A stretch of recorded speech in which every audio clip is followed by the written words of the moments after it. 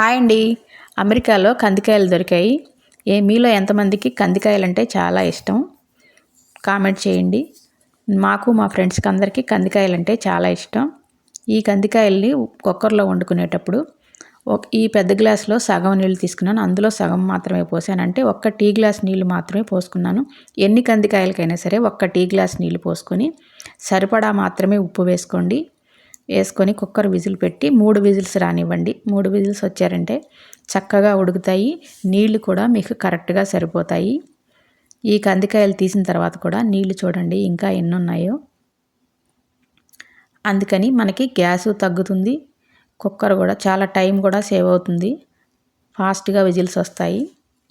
ఈ కందికాయలు చాలా మెత్తగా కూడా ఉడికాయి. మీకు కనుక ఈ కందికాయలు ఇష్టమైతే మీరు కూడా కామెంట్ చేయండి. ఈ మధ్య దొరకట్లేదు. దొరికినప్పుడు మాత్రం చక్కగా కొనుక్కొని వండుకోండి. నచ్చితే లైక్ చేయండి.